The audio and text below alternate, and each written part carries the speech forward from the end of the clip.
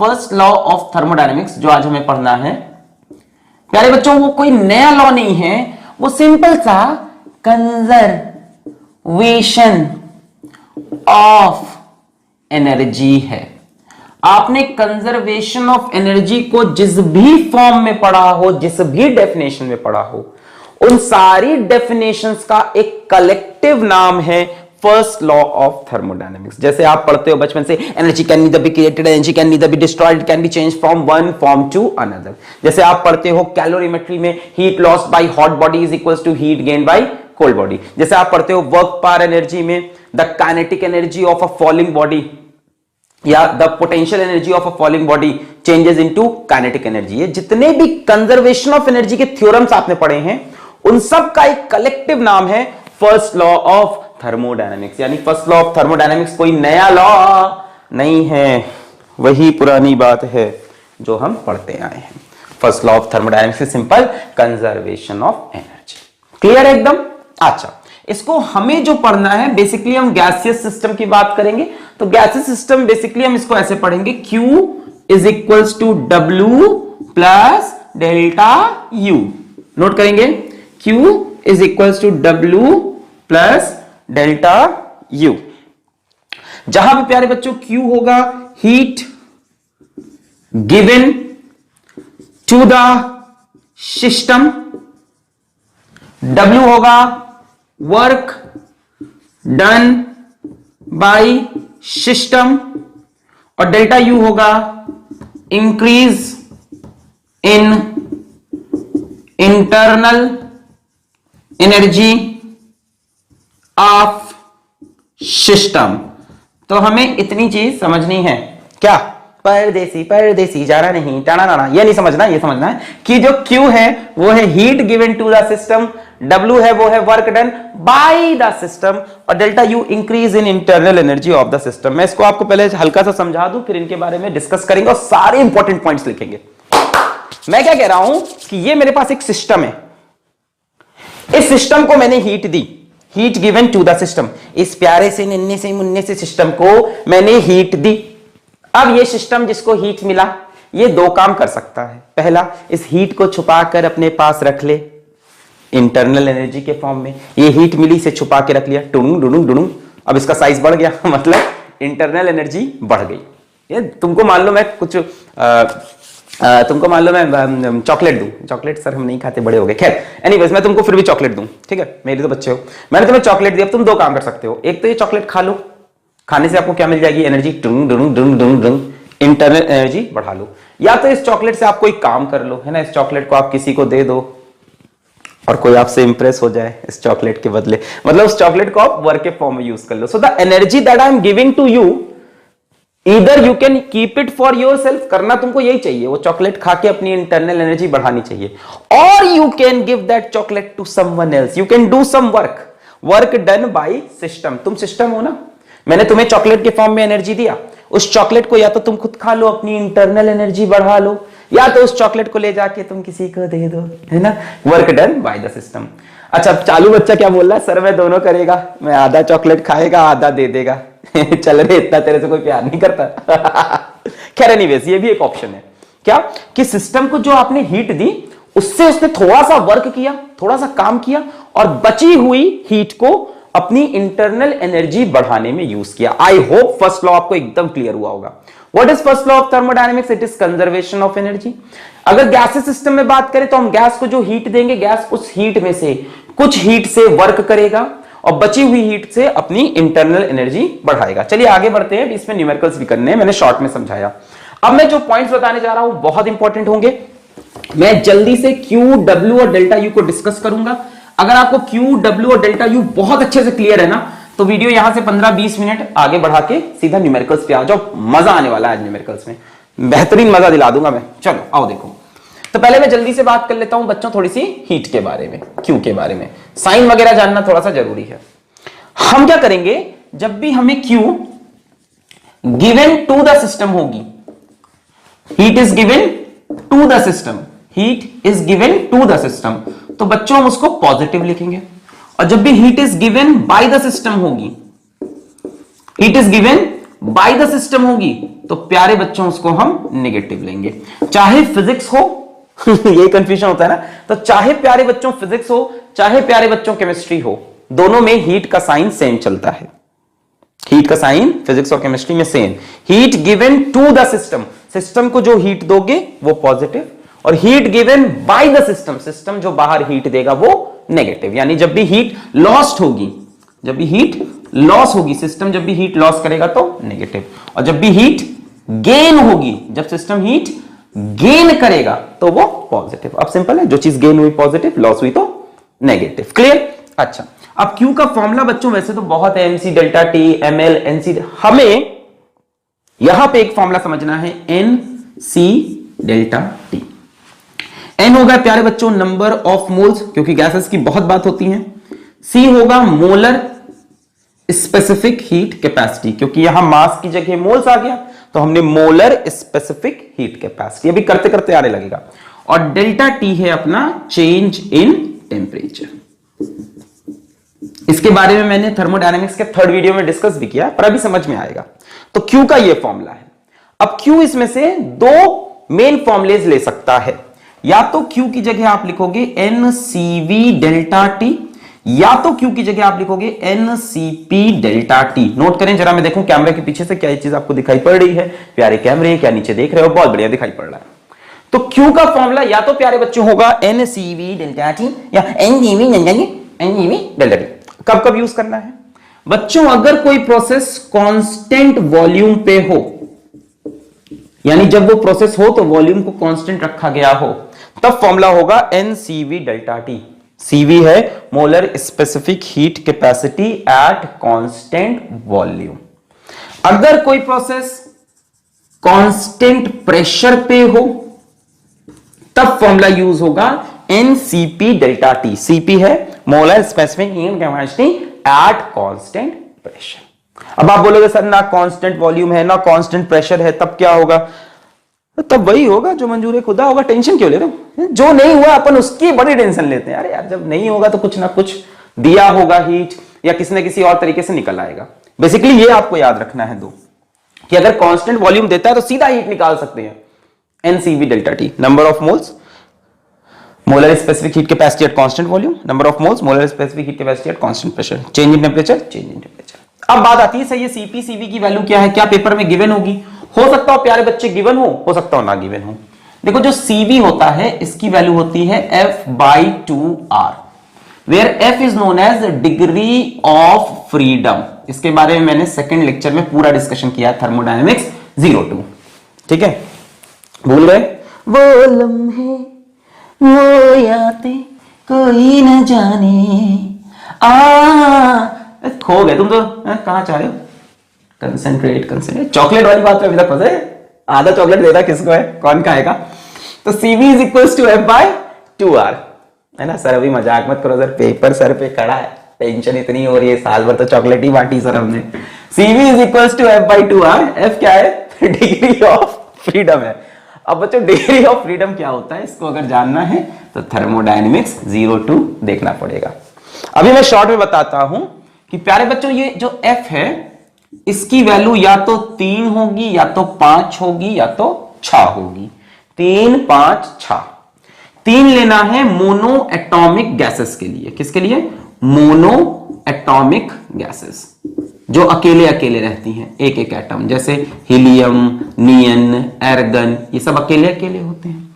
5 लेना है dia atomic gases के लिए। अब डाया एटॉमिक जो दो दो रहती हैं, Judda Judda, O2, N2, H2, है ना, सब जुड्डे जुड्डे दो दो रहते हैं, दो दो एटम। और 6 लेना है 2 से ज्यादा, यानी पॉली एटॉमिक। ठीक है, 2 से भी ज्यादा हो जाए, पॉली तो ये भी है पर 2 से भी ज्यादा, जैसे sulphur dioxide, sulphur trioxide, nitrogen dioxide वगैरह वगैरह, वाटर वेपर, ये सब अगर देता है तो F की वैल्यू 6, डिग्री ऑफ फ्रीडम। अब यहां F की वैल्यू 3 रखोगे इनके लिए तो CV आएगा 3/2R, इनके लिए 5/2R, 6/2R। कई लोग कह रहे हैं अब R क्या है? बच्चों R को हम बोलते हैं universal gas constant. Universal gas constant प्यारे बच्चों R की वैल्यू होती है 8.314 जूल पर मोल केल्विन। सर कितना याद करना है? 8.314 जूल पर मोल केल्विन। इसकी और भी बहुत सी वैल्यूज हैं, बट इस चैप्टर में आपको एनर्जी के टर्म्स में इसकी वैल्यू ज्यादा समझनी थी। और जो एक बहुत फेमस वैल्यू यहां पे आपको बार बार यूज करनी है वो होगी करीब करीब 2 कैलोरी पर मोल केल्विन। 2 कैलोरी करीब करीब अप्रॉक्स 2 कैलोरी पर मोल केल्विन। तो आर की वैल्यू भी मिल गई और एफ की वैल्यू अलग अलग गैस की अलग अलग। जैसे मान लो क्वेश्चन आ गया, what is the amount of heat required to raise the temperature of hydrogen, 1 mole of hydrogen, what is the amount of heat required to raise the temperature of 1 mole of hydrogen at constant volume by 20 Kelvin। 1 mole hydrogen का temperature 20 kelvin बढ़ाना है, तो यहां 20 रख दोगे, यहां 1 रख दोगे। एट कांस्टेंट वॉल्यूम तो CV की वैल्यू हाइड्रोजन के लिए F/2 इंटू आर। हाइड्रोजन कैसा है? Dia atomic.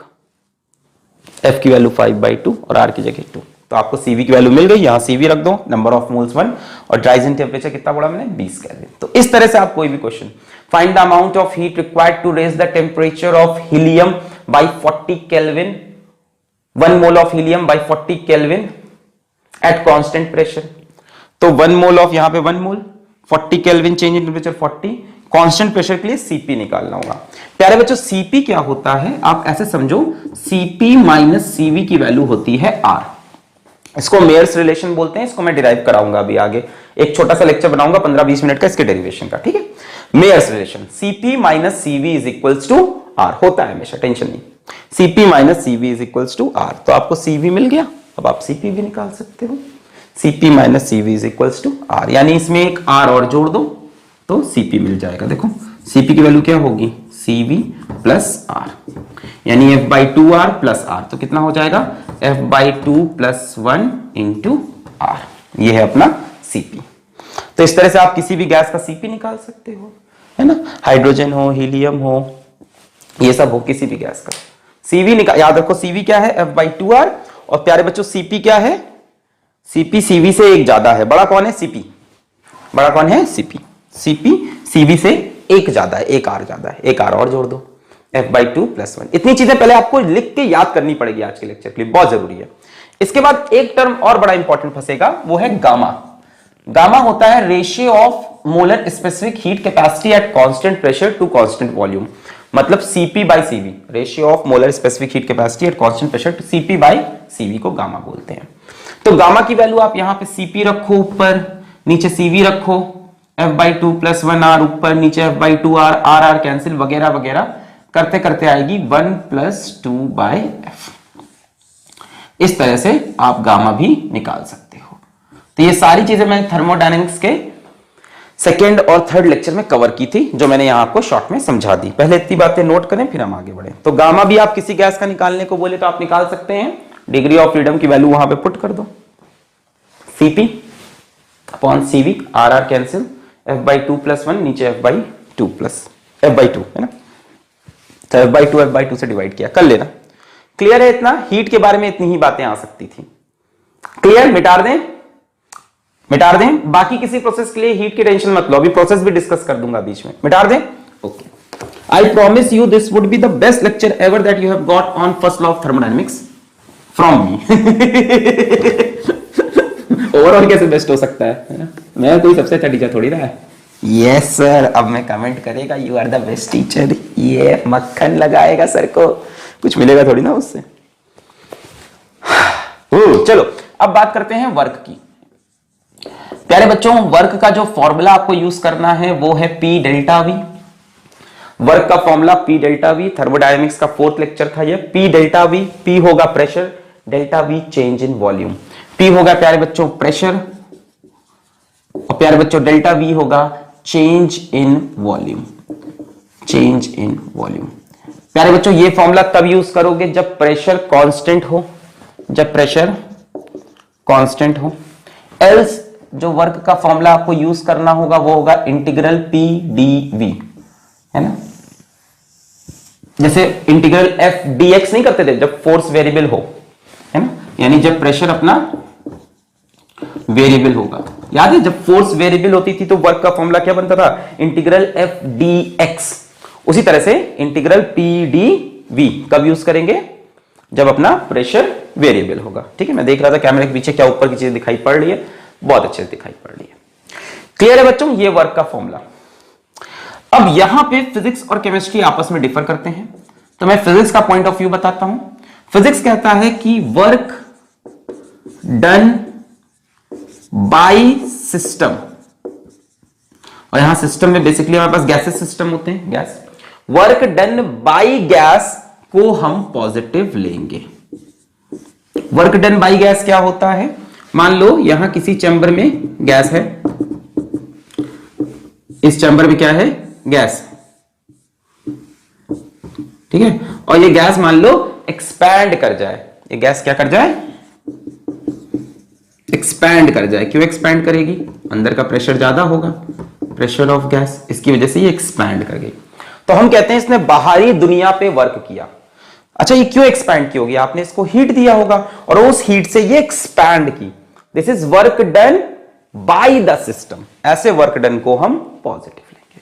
आप सिंपल समझो, जब भी गैस एक्सपैंड करेगी तो work done by gas positive होगा। दूसरा होगा बच्चों work done on the system, on the system, system का मतलब गैस, ये बच्चों हमें नेगेटिव लेना है। ऑन द सिस्टम मतलब सिस्टम को कंप्रेस, गैस को कंप्रेस, इस गैस को हमने कंप्रेस किया, ऊपर से पकड़ा और नीचे की तरफ दबा दिया ऐसे। Now this is work done on the gas, अब हम गैस पे वर्क कर रहे हैं, इसको हम नेगेटिव लेंगे। तो जब भी गैस कंप्रेस होगी तो वर्क डन नेगेटिव, जब भी गैस एक्सपैंड होगी तो वर्क डन पॉजिटिव। याद रखना है, जब भी गैस एक्सपैंड होगी वर्क डन पॉजिटिव, जब भी गैस कंप्रेस होगी work done on the gas negative, work done by the gas positive. Clear है? तो ये वर्क के दो फॉर्मूले बेसिकली रहेंगे, ये वाले। बाकी हो सकता है कभी कभी हमें ग्राफ दे दे प्रेशर और वॉल्यूम का और हमसे कहे वर्क डन निकालो, तो प्रेशर वॉल्यूम का कैसा भी ग्राफ हो, अगर आपको यहां से वर्क निकालना है बच्चों, तो work is equals to area under PV curve. मैंने वर्क पे चौथा लेक्चर कर रखा है पूरा थर्मोडायनेमिक्स का, उसी को शॉर्ट में बता रहा। इस ग्राफ में प्रेशर और वॉल्यूम के अंदर जितना भी एरिया आ रहा है ये एरिया होता है वर्क डन। तो अगर आपको ग्राफ से, पीवी ग्राफ से, ध्यान से कौन सा ग्राफ है देख लो, अगर आपको पीवी ग्राफ से वर्क डन निकालना हो तो एरिया अंडर पीवी कर्व निकालना होगा। क्लियर है इतनी बातें? पक्के से नोट कर लो, फिर आगे बढ़ूं मैं। नोट कर लें इसको, पक्के से एकदम अच्छे से समझ में आ गया है। अच्छा, इसमें एक छोटी सी बात और बता दूं, चलो छोड़ो अब इतने में ही संतुष्ट हो जाओ, आगे चले, मिटा दें। Okay, work done by the system positive, work done on the system negative. चलो, तो वर्क हो गया, हीट हो गया, अब हमारे पास बचता है इंटरनल एनर्जी। मैं अभी भी कह रहा हूं इनका डिटेल लेक्चर देखना है तो 02, 03, 04 देखिए। लास्ट है हमारा इंटरनल एनर्जी।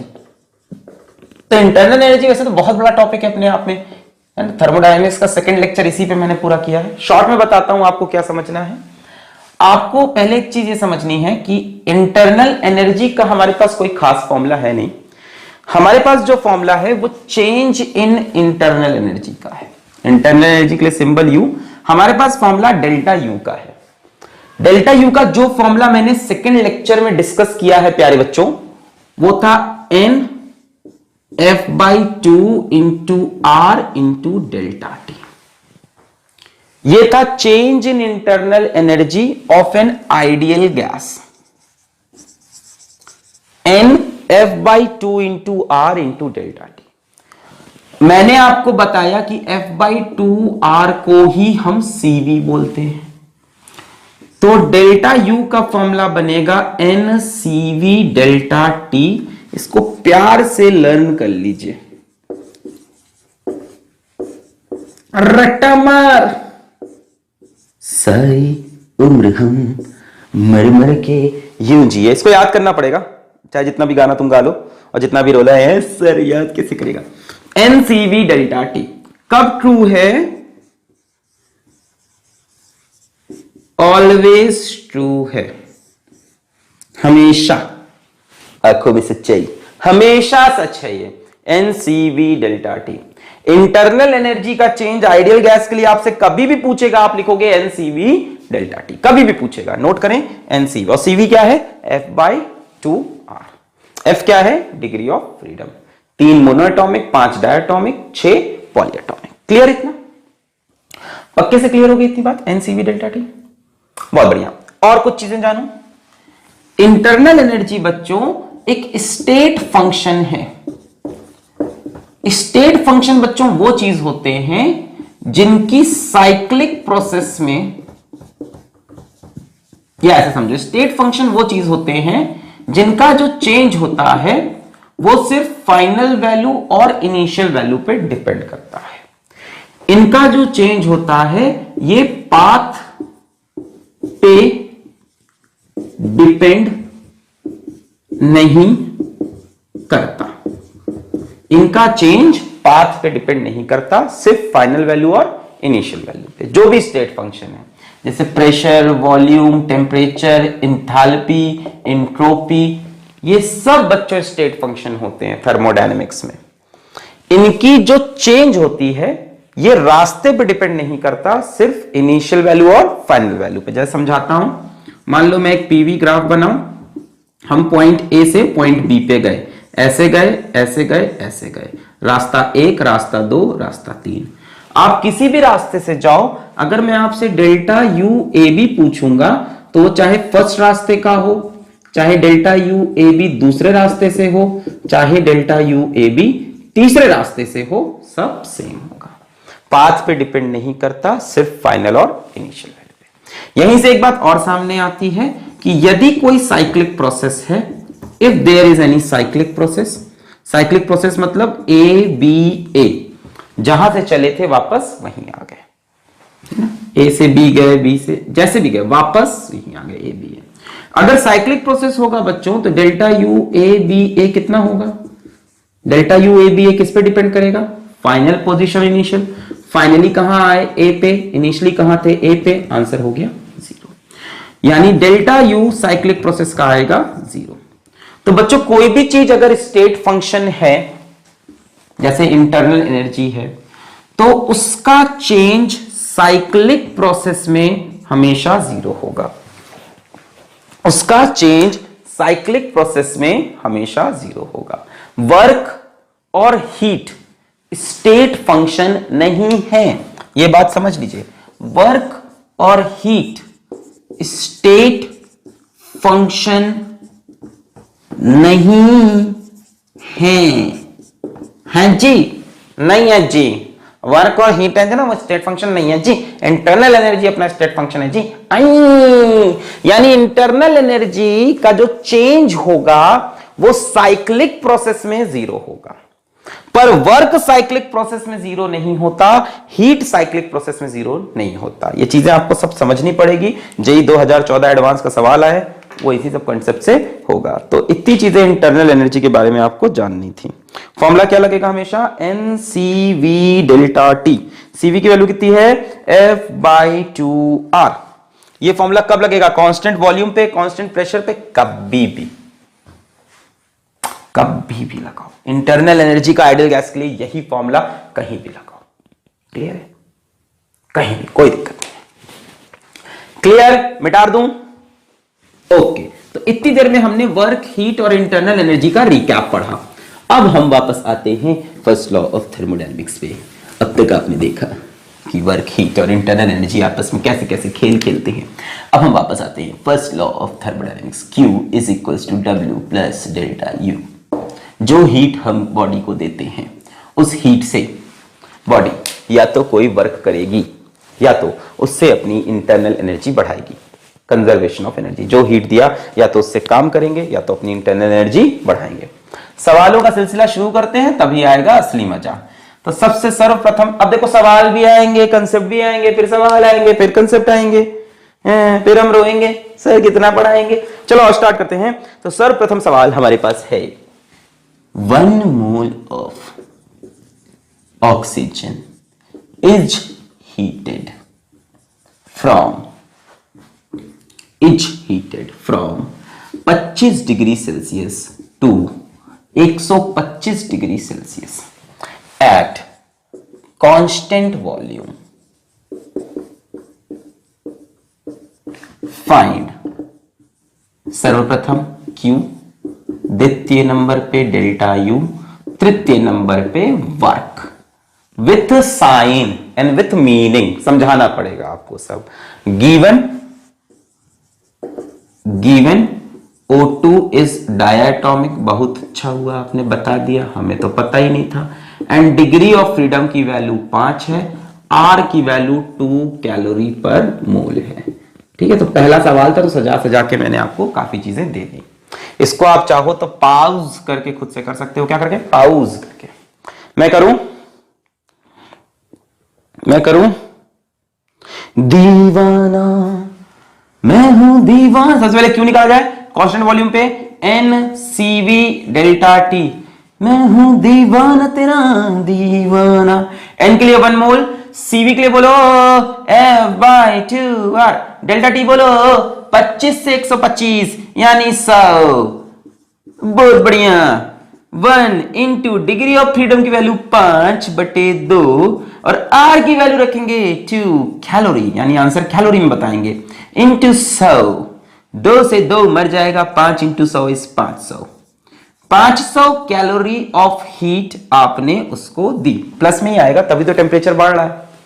आपने 500 कैलोरी हीट ऑक्सीजन को दी। अब उस हीट से ऑक्सीजन ने कितना अपनी इंटरनल एनर्जी को बढ़ाया और कितना वर्क किया, ये देखते हैं। तो डेल्टा यू का फॉर्मूला प्यारे बच्चों NCV delta T, NCV delta T, यही फॉर्मूला, टेंशन लेने। NCV डेल्टा टी 1 CV के सेम फॉर्मूला, गलत हो गया, नहीं सही है, कोई दिक्कत नहीं है, कोई दिक्कत नहीं है। ये वैल्यू वही आएगी जो वो आई थी। NCV की value F/2 into R, delta T की जगह रखेंगे 100, F की जगह 5, 5/2, R की जगह 2, 2 कैंसिल, फाइनल आंसर 500 आया सर। सर इसका मतलब जितना हीट दिया सब इंटरनल एनर्जी में। हाँ, इसका मतलब आपने जितनी भी हीट दी all went into increasing internal energy. जितनी भी, अरे फॉर्मूला देख, Q is equal to W plus delta U। Q की वैल्यू 500 आ रही, डेल्टा U की वैल्यू 500 आ रही। जितनी भी हीट दी ऑक्सीजन ने सब छुपा के अपनी इंटरनल एनर्जी बढ़ा लिया। ऑक्सीजन चतुर खिलाड़ी है, उससे कोई वर्क नहीं किया। वर्क डन कितना आएगा? 0। फर्स्ट लॉ लगाओ, Q is equal to W plus delta U। Q की वैल्यू 500, डेल्टा U की वैल्यू 500, W की वैल्यू 0। ना सर, हम ना मानेंगे, हमें W का आपने फॉर्मूला बताया है, हम तो फॉर्मूले से निकालेंगे, हम राजा के खानदान से आते हैं, हम फॉर्मूले से करते हैं। आओ formula, W is equal to P delta V। जैसे भी पकड़ो, हाथ को यहां से पकड़ो, यहां से पकड़ो, बात सही में। W is equal to P delta V, यही पढ़ाया था ना? अच्छा, वॉल्यूम क्या है भाई साहब? कांस्टेंट है, कांस्टेंट वॉल्यूम चेंज ही नहीं हो रहा। डेल्टा V की वैल्यू 0। कांस्टेंट वॉल्यूम प्रोसेस में वर्क डन हमेशा 0 आएगा। भाई वॉल्यूम कांस्टेंट है, गैस एक्सपेंड ही नहीं कर रही, वॉल्यूम उसका कांस्टेंट फिक्स है। Constant volume, change in volume 0, work done 0। So work done by gas is 0, heat given to the gas is 500 calorie, increase in internal energy of internal gases, sorry of oxygen is 500 calorie. Clear है? मिटा दे, बहुत बढ़िया। समझ में आया? Feel भी आया? Yes sir, अब तो दोनों आया। बहुत मजा आया, बहुत मजा आया। चलो इसी क्वेश्चन को मैं थोड़ा चेंज करता हूं। इसी क्वेश्चन को हम करते हैं कांस्टेंट प्रेशर पे, कांस्टेंट, और चेंज कर देते हैं गैस भी। चलो 1 मोल ऑफ हीलियम, है ना, थोड़ा बहुत इधर उधर करने में मजा आता है। 1 mole of helium is heated from 25 degree Celsius to 125 degree Celsius at constant pressure, find Q delta U and W। बाकी सवाल सेम। और हीलियम के लिए F की वैल्यू हो जाएगी 3, और हीलियम कैसा है? Mono atomic. ठीक है, मोनो एटॉमिक के लिए डिग्री ऑफ फ्रीडम 3। चलो शुरू किया जाए। सबसे पहले हमें Q निकालना है। Q is equals to NCP delta T। क्यों? क्योंकि इस बार प्रेशर, सॉरी इस बार प्रोसेस कांस्टेंट प्रेशर पे हो रहा। N की वैल्यू 1, CP की वैल्यू बोलो भाई, CP की वैल्यू, आय हाय सर कैसे निकलेगा? पहले CV निकालेंगे, F/2 इंटू R। F की वैल्यू हीलियम के लिए 3/2, R की वैल्यू 2 कैलोरी पर मोल। R सभी गैस के लिए समान ही होता है क्योंकि R यूनिवर्सल गैसियस कांस्टेंट है, 2 से 2 मर जाएगा, तो CV की वैल्यू 3 कैलोरी पर मोल आएगी। ठीक है, अब CV की वैल्यू आपको मिल गई तो आप CP निकाल सकते हो। आपको पता है CP minus CV is equal to R, तो भैया CP की वैल्यू हो जाएगी CV प्लस R, यानी 3, अच्छा ये R भी तो R घटाओगे, हाँ हमने करना क्वेश्चन है। CV की वैल्यू आ रही है 3, R की वैल्यू 2, वैल्यू हो गई 5। कोई डाउट, कोई दिक्कत, कोई दुविधा, कोई परेशानी, कोई जिंदगी में मुसीबत नहीं है। CV F/2R, F की वैल्यू 3/2, R की वैल्यू 2 तो 2 कैंसिल, तो आया 3। फिर CP minus CV is equal to R, CP is equal to CV plus R, 3 + 2 5। कैसे भी कर सकते थे, फॉर्मूला याद हो तो और अच्छी बात है। डेल्टा T की वैल्यू 100, मैं मना थोड़ी ना कर रहा। हाय हाय सर, आंसर फिर से 500 कैलोरी आया रे, ओए ओए, इस बार भी वर्क डन 0 आएगा। देखते हैं आगे, क्लियर है यहां तक? तो heat given to the system is still 500 calorie. अरे यार प्रोसेस भी चेंज हो गया ना, प्रोसेस भी तो चेंज हो गया। CV की जगह इस बार क्या यूज कर रहे हैं अपन, CP।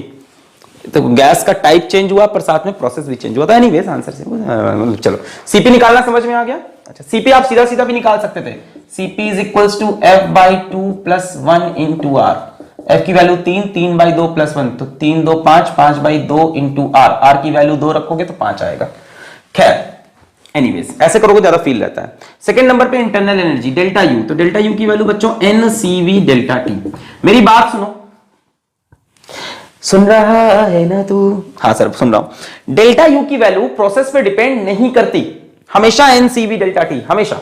सो N है अपना 1 मोल, CV की वैल्यू अपन निकाल चुके हैं 3, डेल्टा T है 100, तो इस बार ये आ रहा बच्चों 300 कैलोरी। अब देखो इस बार वर्क डन कितना होगा, ये है 500, ये है 300, वर्क डन 200 होगा कि नहीं? सीधा work done is equals to Q minus delta U। यहां से Q 500, डेल्टा U 300, 200। कैसा आ रहा, पॉजिटिव कि नेगेटिव? पॉजिटिव। पॉजिटिव का मतलब work done by the system, positive मतलब वर्क सिस्टम ने किया। अब ये चीज समझना भी आसान है। आपने 500 कैलोरी हीट हीलियम को दिया, उसमें से 200 कैलोरी लेके वो एक्सपैंड किया, बची हुई 300 कैलोरी से अपनी इंटरनल एनर्जी बढ़ाई। आसान। चलें अब क्वेश्चन का लेवल बढ़ाएं। बहुत बढ़िया, छोटी छोटी चीजें आपको समझ में आई कि Q की वैल्यू प्रोसेस पे डिपेंड करती है। आई रिपीट, Q की वैल्यू प्रोसेस पे डिपेंड करती है, पर डेल्टा U की वैल्यू प्रोसेस पे डिपेंड नहीं करती। NCV delta T, NCV delta T, NCV delta T। Clear है? NCV delta T। चलिए अगला क्वेश्चन, एक क्वेश्चन होमवर्क में करोगे, एक क्वेश्चन होमवर्क करो। 0.5 mole of helium is heated from, this is question number 3, comment करना है answer. Heated from 25 degree 27, heated from 27 degree Celsius to 327 degree Celsius at first constant pressure,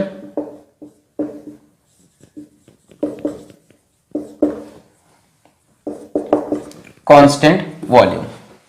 find Q and W for first and second। आपको Q W बताना है first process और second process का। Helium है बच्चों, तो हीलियम को आपको मोनोएटॉमिक लेना होगा। ये सब एग्जाम में दिया हो या ना दिया हो। F की वैल्यू इसके लिए 3, CV की वैल्यू F/2R, CP की वैल्यू CV प्लस R। इससे पूरा क्वेश्चन सॉल्व होगा। चाहे कांस्टेंट प्रेशर पे हो या कांस्टेंट वॉल्यूम पे, इंटरनल एनर्जी का चेंज दोनों में सेम। तो चाहो तो आप ये भी निकाल दो, डेल्टा U। डेल्टा U इन दोनों प्रोसेस का क्या आएगा? डेल्टा U का फॉर्मूला हमेशा आपको आइडियल गैस के लिए NCV डेल्टा T। मतलब डेल्टा U प्रोसेस पे डिपेंड नहीं करता, सिर्फ चेंज इन टेम्परेचर पे। तो चाहे पहला प्रोसेस हो चाहे सेकेंड, दोनों में चेंज इन टेम्परेचर सेम है, डेल्टा U दोनों का सेम आएगा। तो आप चाहो तो डेल्टा यू। तो इस क्वेश्चन को आप होमवर्क में करो और कमेंट करो, पहले वाले का क्यू डब्ल्यू, दूसरे का क्यू डब्ल्यू और डेल्टा यू दोनों का सेम। आगे बढ़ू मैं, मिटा दूं, बहुत बढ़िया। चलिए अगला सवाल देखते हैं, क्वेश्चन नंबर 4। क्वेश्चन नंबर 3 का आंसर आपको कमेंट करना है। क्वेश्चन नंबर 3 मैं हाथ पे लिख दे रहा है, क्वेश्चन नंबर 3 का आंसर कमेंट करना है, चोरी नहीं। चल तो क्वेश्चन नंबर 4 अपना क्या है, बहुत प्यारा सवाल है। यहां से एक नया कंसेप्ट आएगा। इन an isothermal process 50 joule of heat is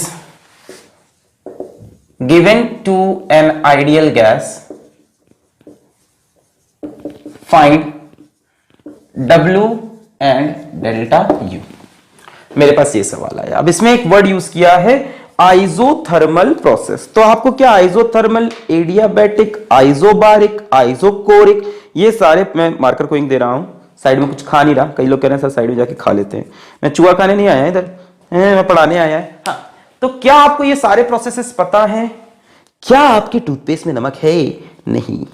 क्या आप अभी तक किराए के घर पे रहते हैं? क्या आपका मकान मालिक आपको परेशान करता है? तो ऐसा कुछ भी नहीं है। तो हमें क्या करना होगा कि इन प्रोसेसेस को थोड़ा समझना होगा। थोड़ी देर के लिए इस क्वेश्चन को रोकता हूं, आपको टाइप्स ऑफ थर्मोडायनेमिक प्रोसेस का एक इंट्रोडक्शन देता हूं। अपना नेक्स्ट वीडियो इसी पे रहेगा, टाइप्स ऑफ प्रोसेस, और उसमें अभी टाइप्स ऑफ थर्मोडायनेमिक प्रोसेस।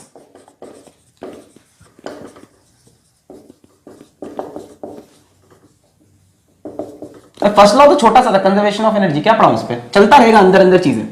अब कई तरह के थर्मोडायनेमिक प्रोसेस हैं, सबका मैं अभी शॉर्ट में बता रहा हूं, इन डिटेल नेक्स्ट वीडियो में आएगा।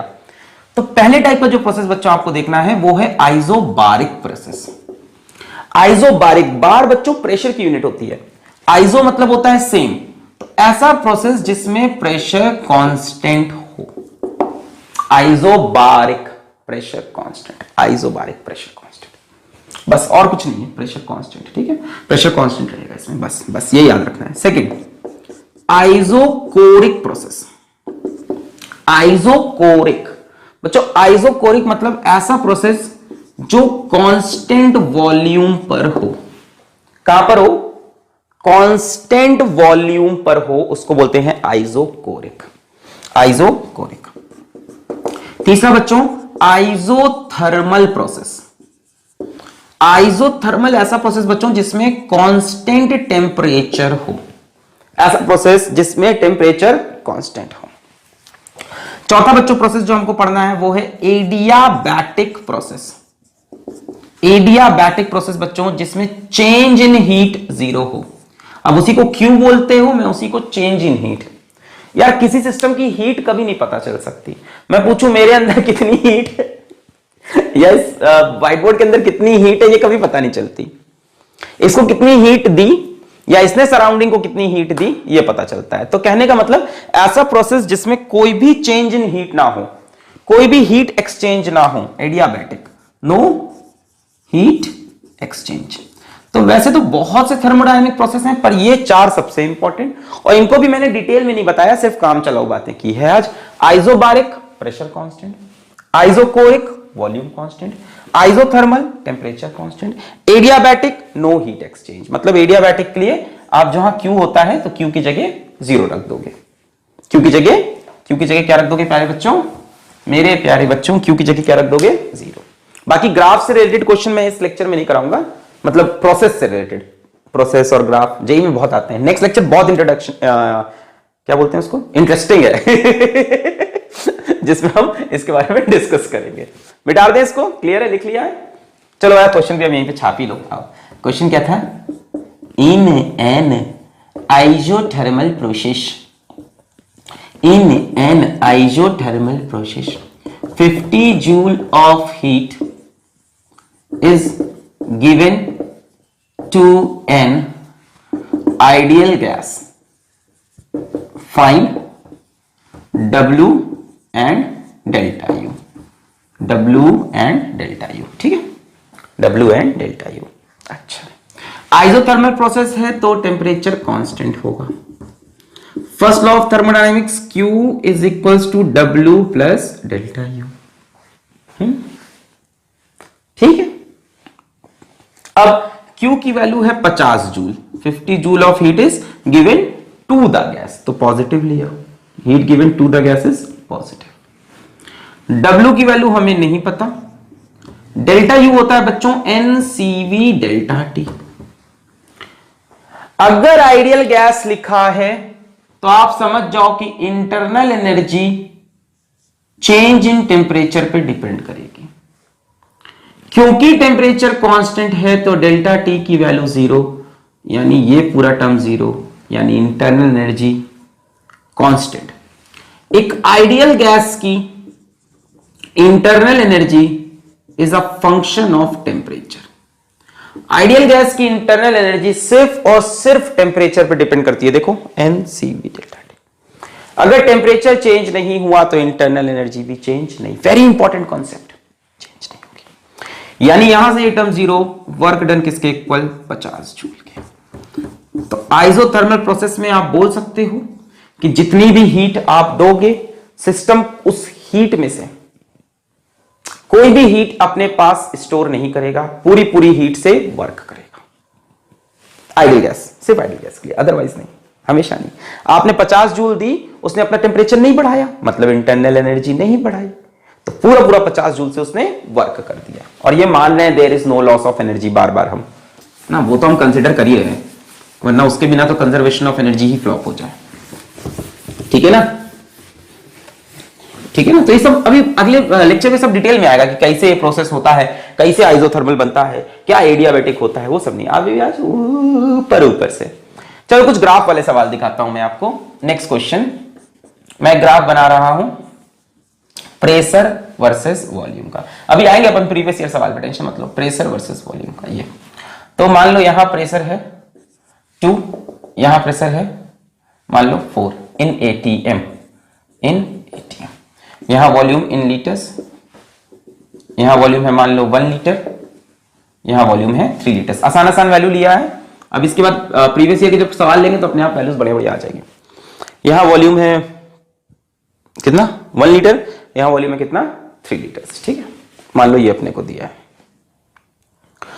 अपने से पूछता है what is the work done in the process AB if delta U in the process AB is plus 200 joule, what is the heat given in the process AB? Given है आपको कि 1 ATM litre is equals to 101 joules. वैसे 101.3 joules होता है, पर अभी बोल दिया है 101, तो 101 ले लो। अब ये सवाल हमें करना है, तो सबसे पहले हमें वर्क डन निकालना है। मैंने आपको बताया था जब ग्राफ दिया हो तो वर्क डन का तरीका है एरिया अंडर द कर्व, ये एरिया।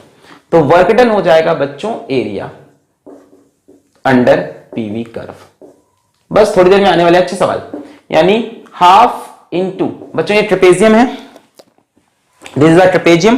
ट्रेपेजियम का एरिया क्या होता है, half into sum of parallel side, यानी 2 + 4 इंटू हाइट। इसकी हाइट भी कितनी हो गई देखो 2, 3 से 1 के बीच का डिस्टेंस 2 से 2 मर गया, 2 और 4 6। यूनिट क्या होगी, आपने क्या किया प्रेशर, ये प्रेशर में ATM में, 2 ATM में 4 ATM में, और मल्टीप्लाई किया इससे, ये किस में है लीटर्स में, 6 ATM लीटर्स। अब इसको जूल्स में आप कन्वर्ट कर सकते हो, 1 ATM लीटर इज 101 जूल्स, तो 6 × 101 जूल्स, 606 जूल। अब बात आती है ये वर्क डन पॉजिटिव है कि नेगेटिव। आप देखो A से B में वॉल्यूम पे ध्यान दो, A से B में वॉल्यूम 1 से 3 लीटर हुआ, A से B जाने में वॉल्यूम 1 लीटर से 3 लीटर हुआ, मतलब गैस एक्सपैंड की है। एक्सपैंड की है तो work is done by the gas, और work done by the gas को हम बच्चों फिजिक्स में पॉजिटिव, आज फिजिक्स की ही बात हो रही है, एक्सपैंड की है तो work is done by the gas, उसको